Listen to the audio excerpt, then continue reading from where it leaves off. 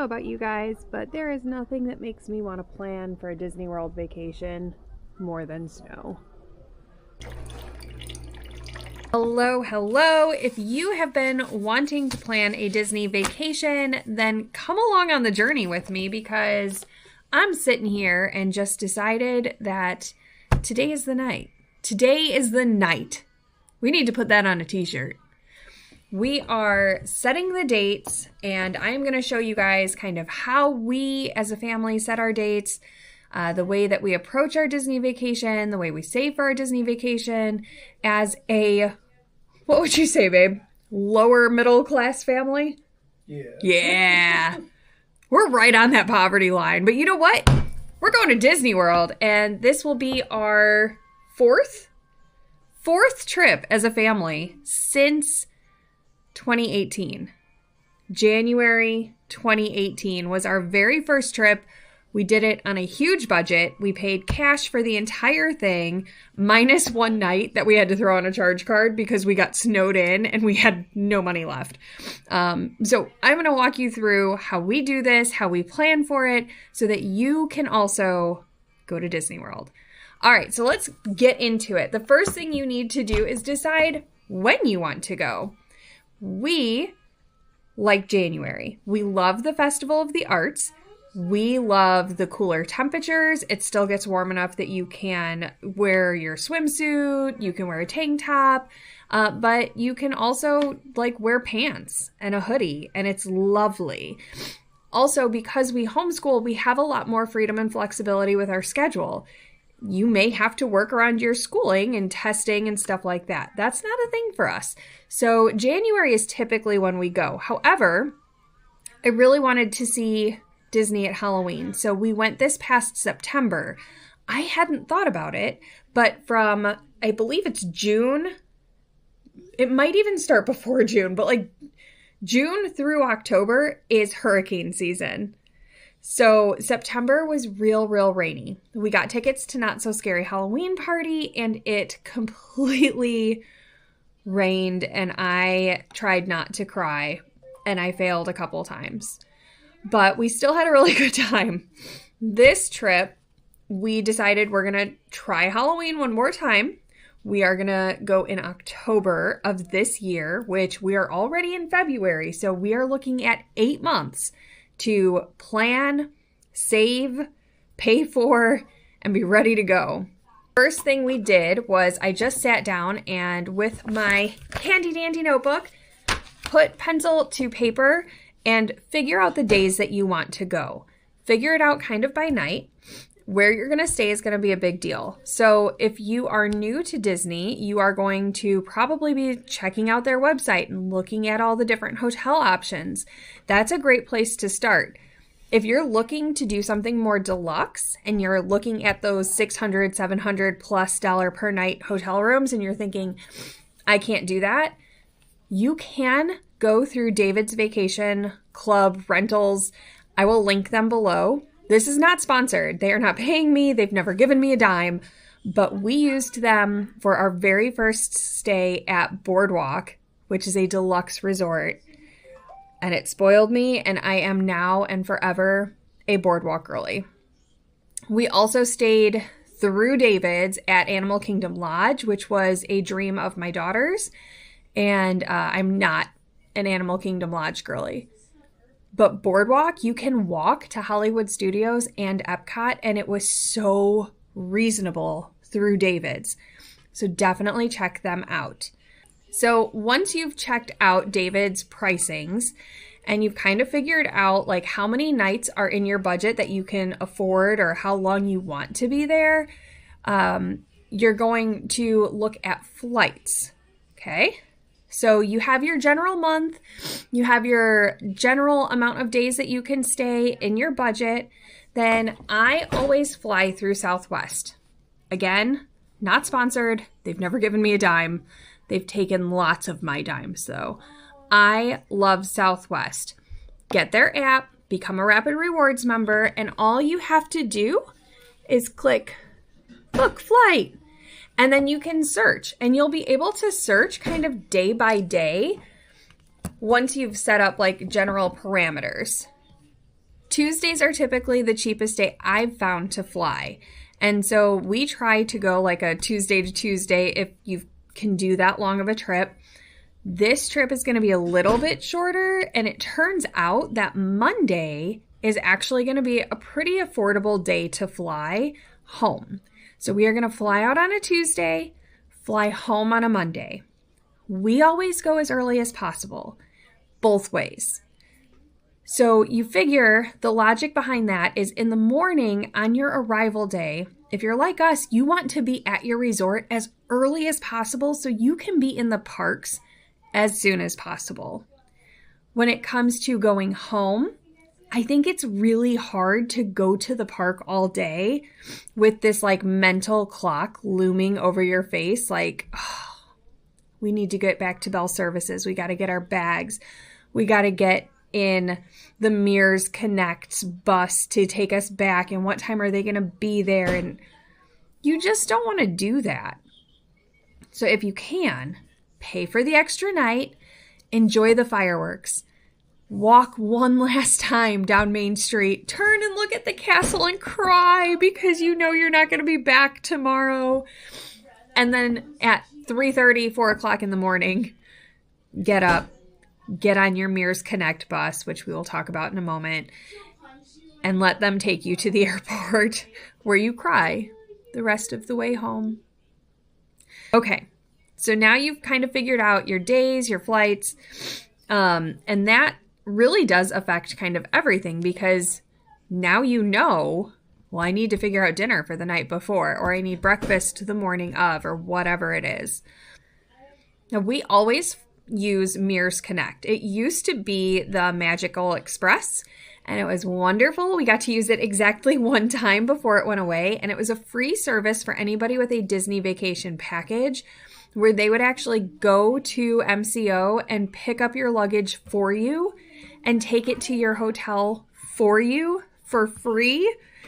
And they would take you on the bus to your resort for free. Now, because there's 3 of us, we use Mears Connect. It's the same buses, the same TV screens, the same types of service, except you do have to get your own luggage, which I would pay somebody to get my luggage.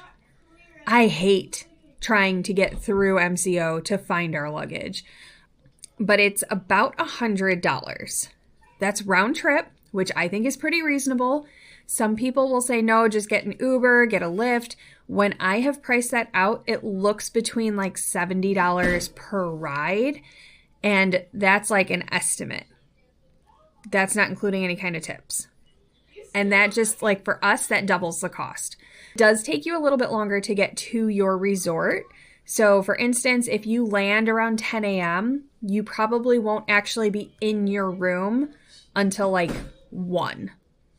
Because you've got to get through the airport, you've got to get your baggage, then you wait in line to get on the bus, and then the bus has to load up, and then you might not be on the first resort that the bus drops off because they do several at a time. That's not always a bad thing. That's a great way to kind of scope out the area around other resorts and see if maybe that's something or some place that you might want to stay on your next trip. Okay, so now you are getting there, you know when you're getting there, you know how long you're staying. Now, I'm not going to tell you that you start figuring out exactly what you're going to wear and what parks you're going to. I'm going to tell you how we save. Okay? Back before diabetes. Oh, back before diabetes when we were heavier. Is that a fat picture of us? This is a fat picture of us. This is from the 2022 trip. We used to have Pringles. So this is a Pringles can. I took this picture of us, printed it out, and just taped it around. And then I cut a slit in the top. And in this goes any spare change you want to put in, although we have a separate container for spare change. I also have started putting money aside for our hotel. So I know this has changed We're actually going to do 6 nights. So I have to change my total. But that's okay. There's only $10 in this right now, but that is a start. My tickets, here's our estimated ticket price, which I'm going to have to look back into that. We'll see what happens. And then here's my envelope for Mears Connect. And Mears is already paid. There's $100 in this envelope. It's done. We can forget about it. As you get your dollar bills, even if it is a single dollar bill, you put it in your Pringles can, and then later on you can go through and put them into the appropriate envelopes. It just keeps it a little bit more organized. And for me, instead of looking in the can and being like, wow, there's a lot of money in there, I can look at it and be like, yeah, there is, but like there's a running total of how much more I need. We also always have Disney gift cards on hand. And actually, I have a whole stack of them because I don't know if you know this or not, but Disney gift cards are refillable. So over the years, these are the Disney gift cards, most of them that we have purchased. These are the hard plastic ones. Now they have like papery ones and I don't like them as much. But let's say that I want to start saving money for our food and I don't want it in cash. I can come up with my own budget and I can go on to the Disney website and say like, hey, here's the number for this Disney gift card, and I'm going to label it on the Disney gift card website that it's our food budget, and then I can just add money to it. Do I need this many extras? No, but I love them and I'm not getting rid of them. And I don't hoard anything else. These are the ones that we do typically use. So, and I have them labeled halfway there, finish it, and the first. And that way I know which one I'm on. Each gift card holds $1,000. You can get these discounted through like Sam's Club, Costco, or every single one of them is discounted by 5% if you are a Target Red Card member. So when I go to Target, if I can, I pick up an extra $25 gift card. So like this one I've not put in our system yet. I need to log on and do that. It's only $1,000 can go onto those cards when you have like your ticket sales, like when you want to buy your tickets. For us, it will be like $2,000. It'll be over. It'll be like $2,400 or whatever that envelope said. The website will only let you do one. You have to call Disney and say, hey, I need to pay in multiple gift cards. Then what I would do, because of my previous experience, is I would say, I actually need to pay via 3 gift cards or 4 gift cards or however many, and ask to be transferred. It was the IT department that was actually able to help me when that happened to us last time. The original customer service guest relations couldn't help. She had to actually connect me with IT. So just know that they may transfer you a couple times, but Disney is top notch in every department. They are going to help you regardless of how long it takes, what they have to do. They are the absolute best. All right, y'all, I had to stand up because my leg fell so asleep while I was talking to you guys. I'm gonna fall down. Hold on. I don't want to fall. Okay, so now what I'm doing is I'm going through and I'm trying to figure out where we're going to eat and what we think we might eat when we go there, because some of your dining options are going to be really expensive. We always do one breakfast at Garden Grill, which is a character dining location. It is a table service location. It is really good, and it is 90% safe for us with our diets and our type 1, which is another big thing to take into account. Our type 1 is not going to be walking around eating churros the whole time.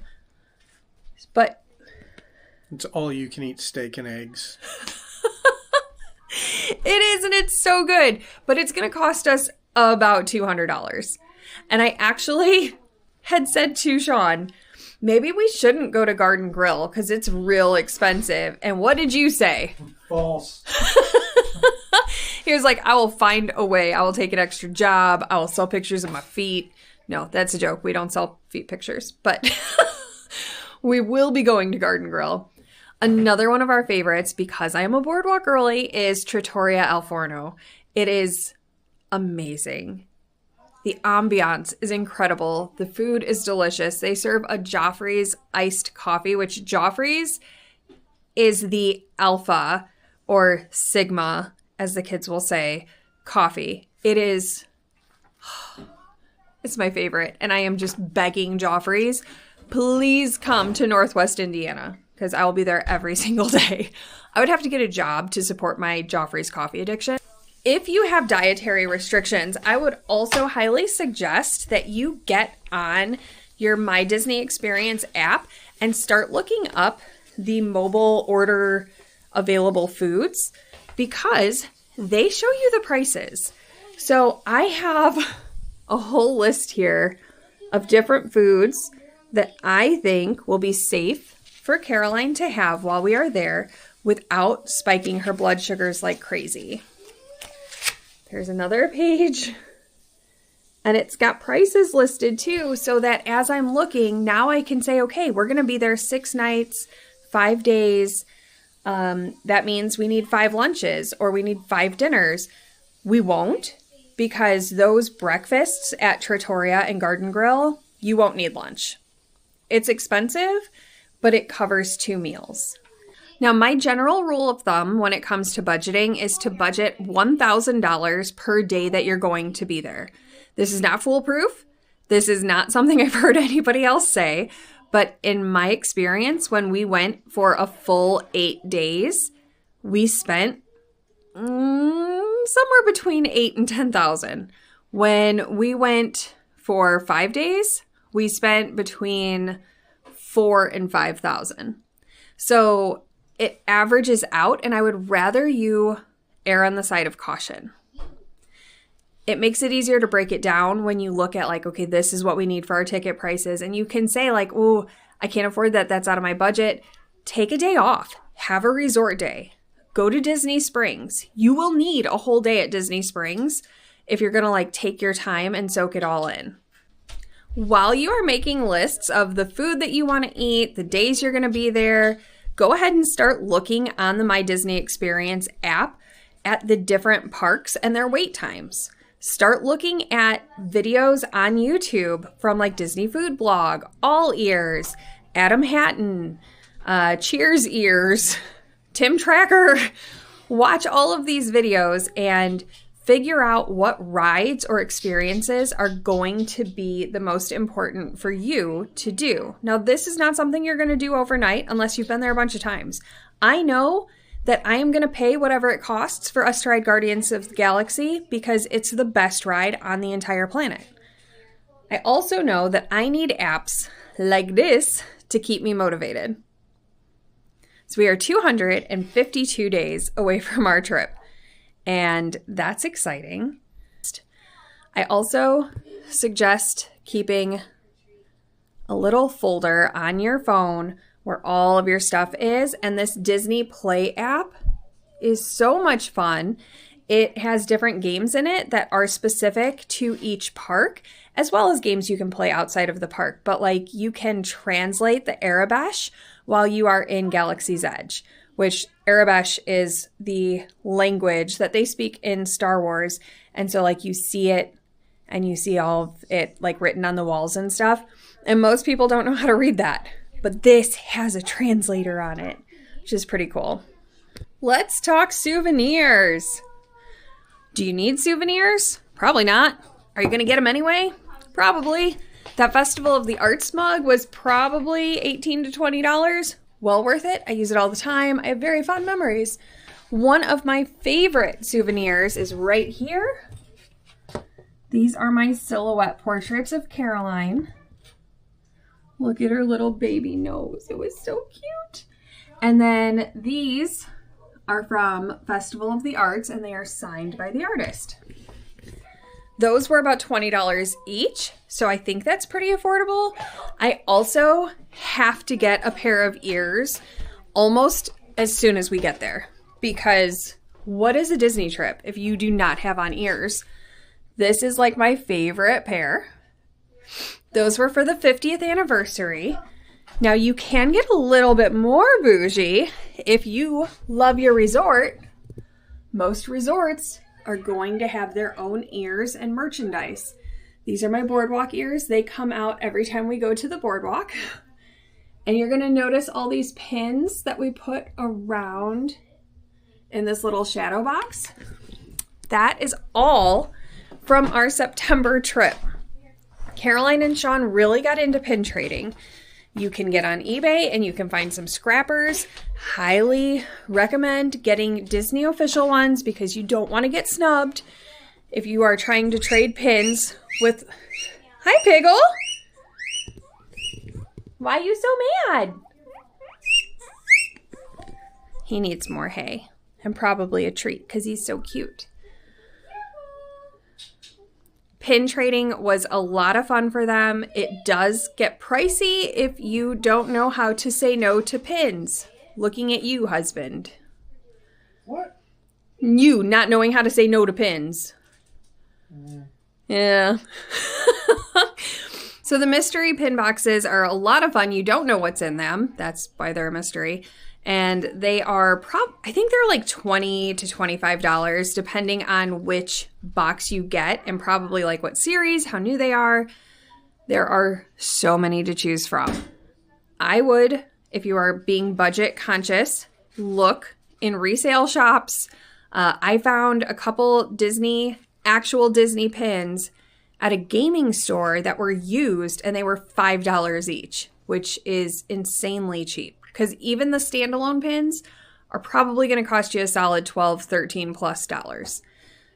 Those would be so useful for trading. You can trade with any cast member that is wearing a lanyard or has a little palm pocket thing that has pins on them.